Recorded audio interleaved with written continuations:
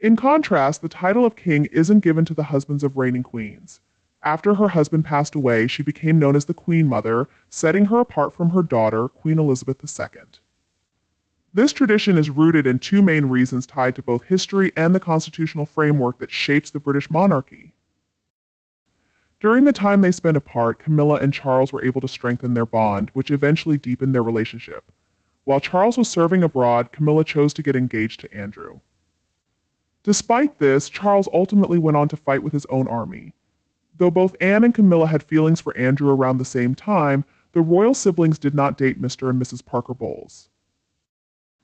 The sequence of events led to Camilla and Andrew staying in touch even after their marriage ended.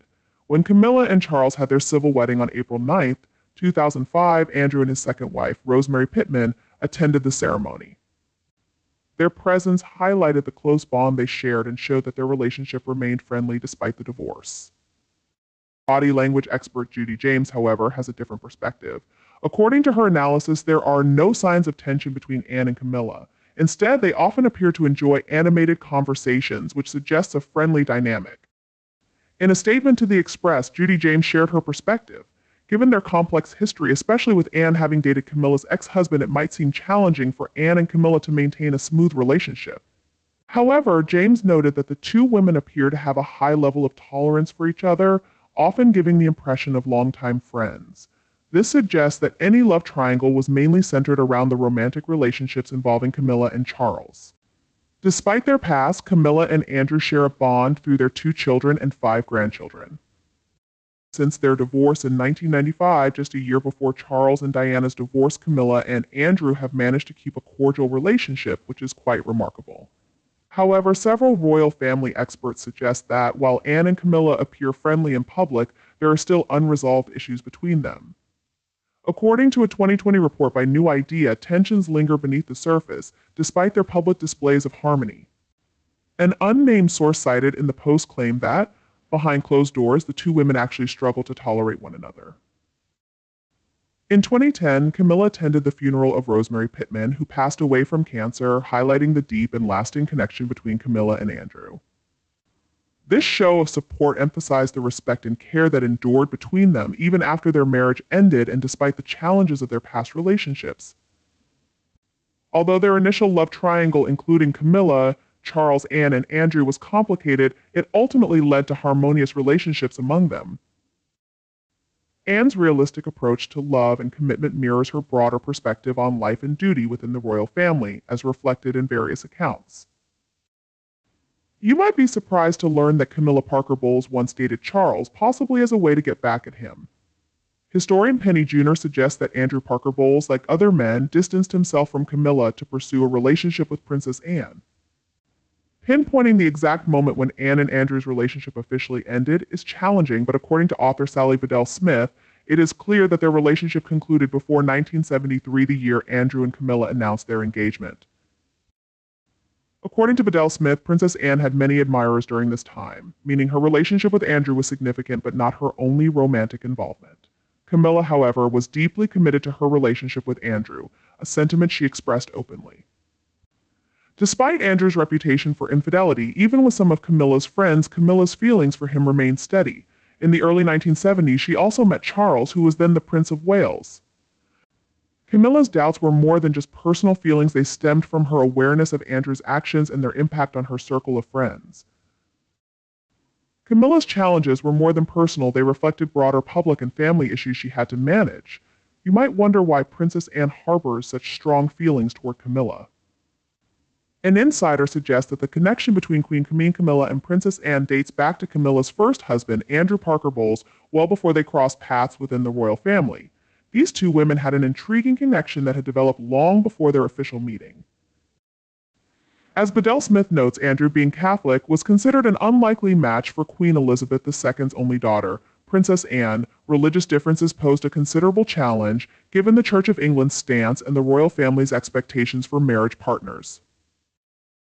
Although Anne and Andrew shared a deep love for horses, which initially brought them together, they never considered taking their relationship to a level that might lead to marriage. Their shared interest was the foundation of their bond, but a serious commitment was never on the table. This contrasts with the case of Prince Philip, husband of Queen Elizabeth II. When he married Princess Elizabeth in 1947 and became the Duke of Edinburgh, he was also granted the titles of Earl of Merioneth and Baron Greenwich. While these titles honored his noble background, they didn't place him in a rank above his wife. Today, the title of consort is used to designate the spouse of a reigning monarch. One example of this is Queen Elizabeth, the Queen Mother. From 1936 to 1952, she served as queen alongside her husband, King George VI, until his passing in 1952. However, Princess Anne, Queen Elizabeth II's only daughter and the sister of King Charles, reportedly had reservations about these changes. Royal biographer Angela Levin notes in her book, Camilla, Duchess of Cornwall, a Royal Survivor, that the initial relationship between Camilla and Anne was far from friendly. Due to Anne's reserved demeanor, Camilla found their interactions challenging and uncomfortable. Camilla described her interactions with Anne as a bit unnerving. According to an article in New Idea, she hopes that Anne will give her a chance and move past their history. From Camilla's perspective, this desire for reconciliation indicates the possibility of a more harmonious relationship. Despite Anne's chilly demeanor, Camilla is now recognized as queen and enjoys the support of a large segment of the public. Many people are curious about Camilla's rise to power and question why she holds the title of queen while Prince Philip was never called king. Will Charles step in to resolve this issue? The truth is, the titles held by the wives of British monarchs have followed a complex and traditional hierarchy for many years. This hierarchy reflects the historical roots and complexities of the constitutional monarchy in the United Kingdom. When comparing the titles given to the spouses of reigning kings and those of reigning queens, it becomes clear that there is a notable disparity. Throughout British history, the spouses of current kings have typically been granted the title of queen. Some sources might present a timeline of events that appears more simultaneous, which can make it harder to understand the historical connections leading up to Andrew and Camilla's engagement. That period was marked by significant social expectations and personal choices that influenced their relationships. During this time, personal decisions were also made. Andrew's proposal to Camilla marked not only the culmination of their long-standing love, but also a response to the external expectations surrounding their relationship. According to legend, Camilla and Lucia first met at Lucia's house in Santa Cruz, London, over a drink. This initial encounter marked the beginning of a connection that would greatly influence the British royal family. Andrew Parker Bowles was not present at this meeting as he was serving in the military at the time. As Camilla and Charles were developing their relationship, the pressure on Andrew to commit increased. Ultimately, he decided to propose to Camilla, who had been his girlfriend for over 7 years. Camilla had been Andrew's girlfriend for over 7 years. Bedell Smith notes that the expectations of the public and the family were key factors that influenced their relationship. Camilla and Andrew announced their engagement before their wedding on July 4, 1973. However, the revival of their romantic history in the popular Netflix series The Crown has resurfaced old wounds, making these challenges even harder to face. It's said that Anne holds a particular resentment toward Camilla because she believes Camilla interferes with her relationship with her brother, King Charles. Reports suggest that Anne is so frustrated by Camilla's constant presence that she rarely has time alone with Charles. Anne finds Camilla's constant presence quite irritating as she is always around her.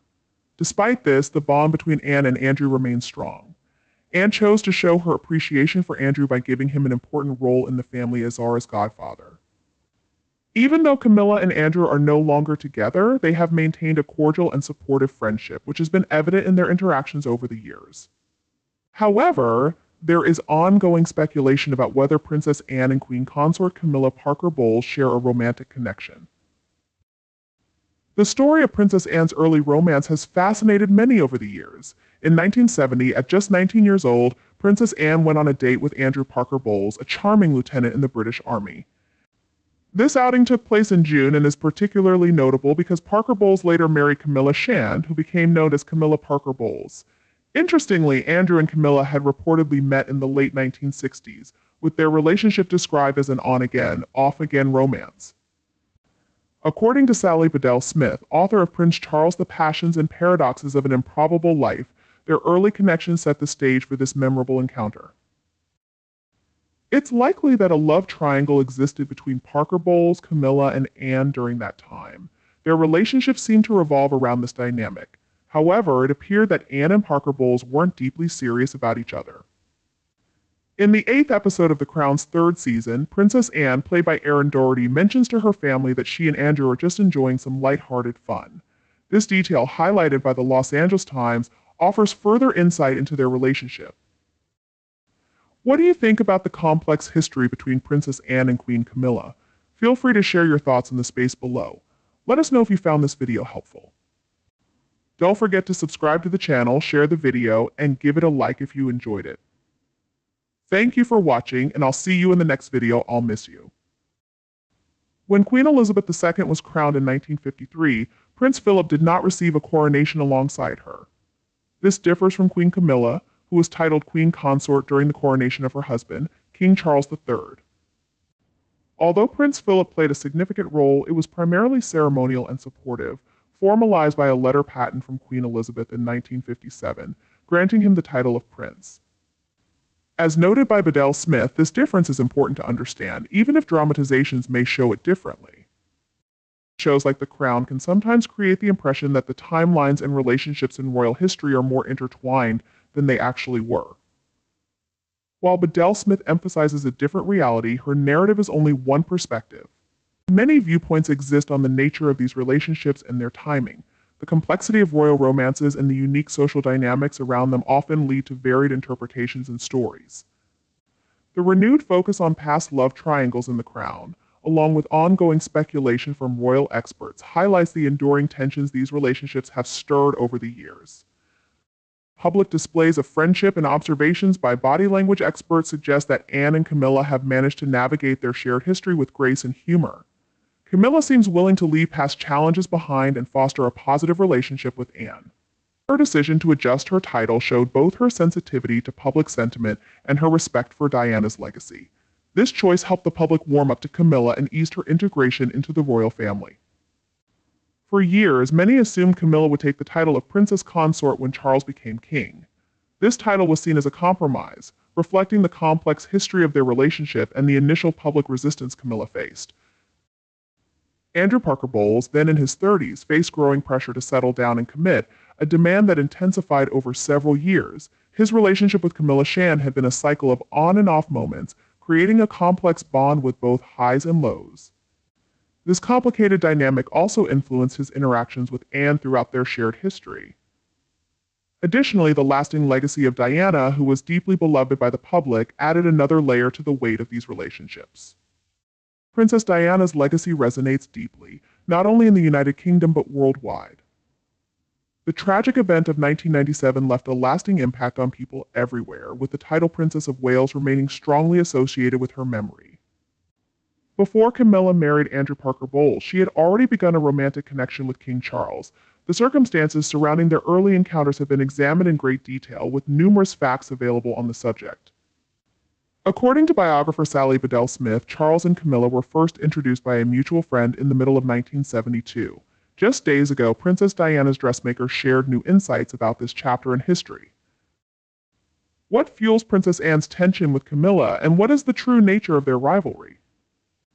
This video uncovers a long-standing royal secret. Princess Anne allegedly held a deep resentment toward Camilla, which, as the story goes, made it difficult for Camilla to be accepted as queen, despite Queen Elizabeth's support for her.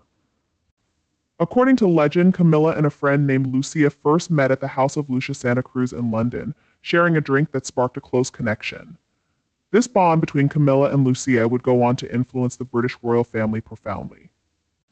At the time, Camilla's then partner Andrew Parker Bowles was absent, as he was on military duty. As Camilla and Charles grew closer, Princess Anne's decision to keep her distance added an air of tension and uncertainty. Known for her straightforward, no-nonsense approach, Anne chose not to engage closely with Camilla for years. According to Princess Diana's seamstress, Anne's skepticism included doubts about Camilla's ability to serve as queen consort, with Anne reportedly remarking that Camilla wouldn't be suited for the traditional role of a queen. Anne's attitude reflected the early resistance within the royal family to fully accept Camilla in this role, a stance that highlighted the underlying family tensions. Anne commented on the growing pressure Andrew felt to commit, which ultimately led him to propose to Camilla, his girlfriend of over 7 years.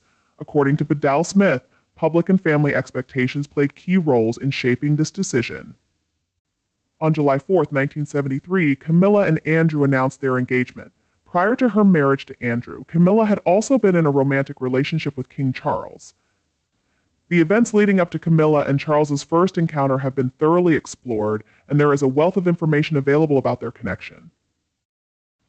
Bedell Smith states that when Anne and Andrew Parker Bowles were introduced by a mutual friend in the summer of 1972, they were never serious about their relationship. She has repeatedly noted that while the public may not know for sure whether a young Anne and an embarrassed Queen interacted, Anne's own words and actions suggest their connection was more about enjoying each other's company rather than seeking a long-term commitment. Additionally, their ability to form a genuine bond was complicated by Andrew's deep commitment to his Catholic faith. This significant barrier made it difficult for them to develop a lasting relationship, even though Bedell Smith emphasizes that the reality of their situation was more complex. It's important to highlight this distinction because dramatizations like The Crown can create the impression that timelines and events are more closely related than they actually are. Bedell Smith emphasizes that the reality of these situations differs from the portrayals. She provides a narrative, but many perspectives exist regarding the nature of these relationships and the eras in which they occurred.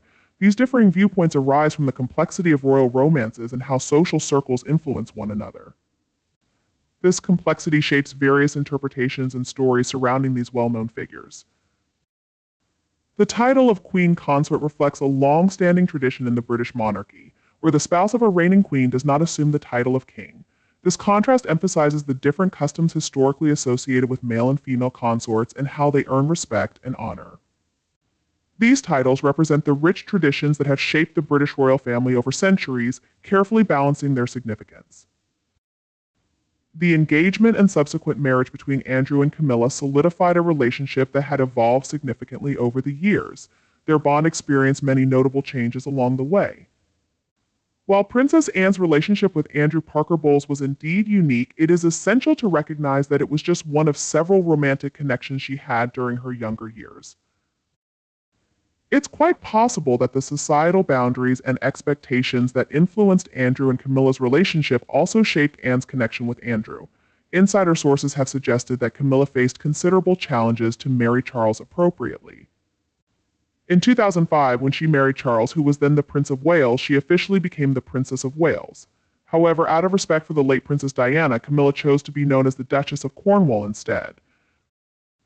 During their time apart, Camilla and Charles deepened their bond, which contributed to the growth of their relationship. It was during Charles's service in the army that Camilla became engaged to Andrew. While both Anne and Camilla had romantic ties to Andrew, the royal siblings did not date Mr. and Mrs. Parker Bowles concurrently. This situation arose from the sequence of events that unfolded. After years of loyalty to the British royal family, the public may slowly be accepting Camilla as queen, but Princess Anne remains a unique figure in this story.